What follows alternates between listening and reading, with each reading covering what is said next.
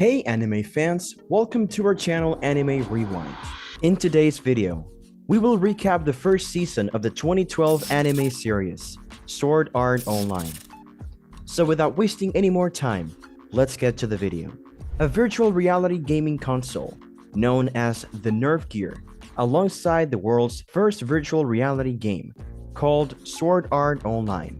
A beta tester named Kirito visits Aincrad, the game's setting, and befriends Klein, whom he teaches the game's basics, including how to defeat a boar.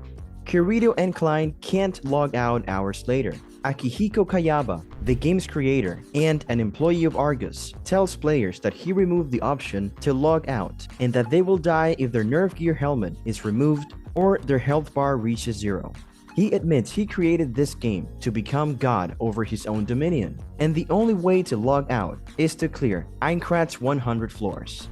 Over 2,000 players are dead after 1 month. Kirito attends a meeting organized by beta tester Diavel, who announces that his party has discovered Ilfang the Cabal Lord. Kirito partners with Asuna to prepare for battle. Diavel and the players fight Ilfang and his minions the next day. Diavel attacks Ilfang when his health is low, but he's killed before he can see his true weapon. Diavel begs Kirito to defeat the boss and save the players. After Kirito defeats Ilfang, the other players accuse him of killing Diavel by having prior knowledge about Ilfang he didn't share. They label him a beater, a combination of beta tester and cheater. Kirito accepts the title and takes the prize for beating Ilfang, a black leather trench coat that quickly becomes his trademark. He clears the first floor by entering the gates. Kirito joins the Moonlit Black Cats Guild, but hides his high character level. Kirito reassures guild member Sachi, who is afraid of dying. Kirito and the other guild members find a treasure chest on the 27th floor, while Keita buys a house for the guild. This triggers a trap surrounding Kirito and the guild with monsters. Kirito watches helplessly as the monsters kill his guild, including Sachi. Keita kills himself after learning of his guild's demise and Kirito's rise. Kirito defeats Nicholas the Renegade on the 35th floor to obtain a revive item. Kirito gives Klein the item after learning it only works within 10 seconds of a player's death. Later that night, Sachi tells Kirito not to blame himself and to keep living strong. Silica leaves her party after a dispute and is ambushed by apes in the forest. Kirito saves Silica after her dragon familiar Pina is killed by apes. Kirito agrees to take Silica to the 47th floor to retrieve a reviving item for Pina. Orange players commit crimes, and red players kill. After fighting a plant monster and retrieving the item, a flower, they are confronted by Rosalia, the leader of Silica's Orange Guild, Titan's Hand. Kirito accompanied Silica to capture Titan's Hand. Kirito outmatches and detains the guild members thanks to a healing ability. Silica thanks Kirito and revives Pina with the flower. Kirito opposes Asuna's plan to lure a boss into a village because it may kill non-player characters. Kirito convinces Asuna to relax in a field on the 59th floor, and she later thanks him with dinner. They hear a scream during dinner and rush outside to find Canes hanged and speared in a church. Kirito and Asuna suspect a player killer after learning that Yolko and Canes were members of the disbanded Golden Apple Guild. Agil, a merchant, tells him that Grimlock, Griselda's husband, forged the spear. 6 months ago, Griselda was killed while selling a Boss Wand ring. Yolko is killed by a window-thrown knife after suspecting Grimlock. Kirito fails to pursue a black-robed Grimlock holding a teleport crystal. Later, Kirito drops Asuna's sandwich and realizes Canes and Yolko faked their deaths using a similar teleport crystal. Yolko and Canes disguise themselves and interrogate Schmidt at Griselda's grave, but he proves his innocence. Yolko, Canes, and Schmidt encounter a red guild called the Laughing Coffin that murders other players for fun, but Kirito forces them to retreat. Kirito learns that Grimlock wanted Griselda's ring. Grimlock confesses to Asuna that Griselda was happier in the virtual world and may leave him. Kirito and Asuna see Griselda's grave after Yolko, Canes, Schmidt, and Grimlock leave. Kirito requests a custom-made sword from Asuna's friend Lisbeth on the 48th floor. Lisbeth is shocked that Kirito's current sword, Elucidator, can destroy her strongest sword. She convinces Kirito to take her to the 55th floor to get a rare mineral from a crystal dragon so that she can make an even stronger sword. They find the rare mineral in the crystal dragon's nest on the 55th floor. Lisbeth develops romantic feelings for Kirito after he defeats the crystal dragon and rescues her. Lisbeth forges Dark Repulsor from the rare mineral. Asuna interrupts her confession to Kirito. Lisbeth is heartbroken and runs away after realizing Kirito and Asuna love each other. Kirito later thanks Lisbeth for their time together. Kirito is welcome at Lisbeth's blacksmith shop. Kirito hunts a high-quality rabbit on the 74th floor. When Asuna arrives, Kirito decides to let her cook since she is a good cook. Asuna's escort, Kuradil, opposes her, inviting a beater to her home, but she ignores him. On the 61st floor, Asuna invites Kirito to her home for stew.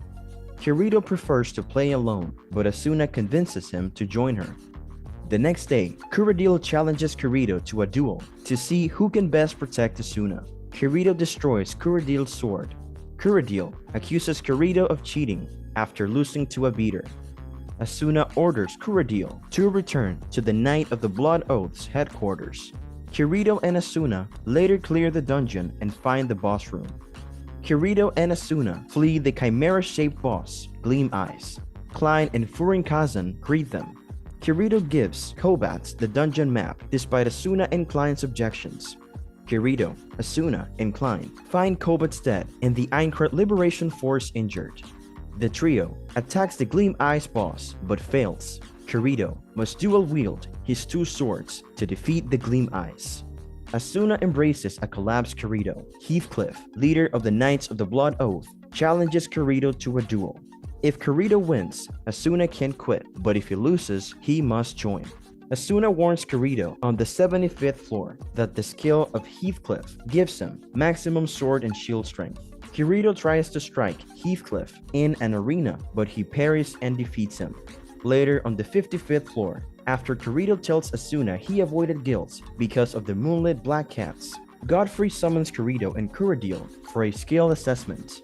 Kirito and Godfrey realize Kuradil poisoned the water when they stop to rest. Kuradil joins Laughing Coffin after murdering Godfrey. As Asuna arrives just before Kirito's health runs out, Kuradil tortures him. Kirito defends Asuna from Kuradil's attack and kills him. Kirito and Asuna vow to never part. Kirito asks Asuna to spend the night, and they agree to marry. Kirito and Asuna marry online and are granted leave from the Knights of the Blood Oath to honeymoon in a log cabin on the 22nd floor. As they explore a nearby forest, they find a lost girl who collapses. Since she has no cursor above her, they take her back to their log cabin for the night. The next day, Yui remembers her name and calls Kirito and Asuna her parents. They go to the first floor to see if Yui is being sought. The Aincrad Liberation Force extorts taxes from Sasha and 3 of her daycare children.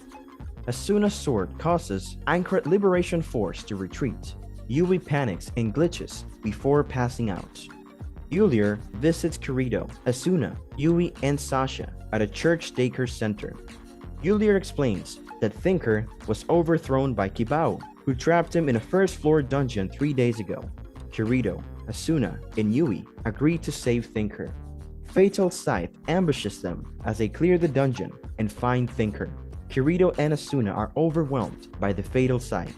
Yui destroys the Fatal Scythe in a ball of fire, revealing that she is indestructible. Kirito and Asuna learn that Yui was designed to help players, but was forced to monitor them. Yui felt like a daughter to Kirito and Asuna. Yui is sentenced to deletion for interfering with the game, but Kirito saves her by transforming her data into an in-game item for Asuna. Kirito meets Nishida, a fisherman, while fishing. Despite his fishing skills, he can't make tasty meals with what he catches. Asuna cooks the fish Kirito caught for them at Kirito's house. Nishida asks Kirito to help him catch a large fish during their meal. After Nishida hooks the fish, Kirito reels it in. Asuna defeats the fish-turned monster. Heathcliff then sends Kirito a message. Asuna tells Nishida how she grew to like Kirito. At the guild's headquarters, Kirito and Asuna learn that 20 guild members were killed in the 75th floor boss room. Kirito, Asuna, Klein, and Agil are on the team.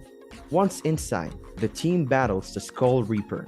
After the Skull Reaper is finally defeated, Kirito figures out that Heathcliff is really Akihiko Kabaya's avatar, making him unkillable and revealing him as the boss of the 100th floor.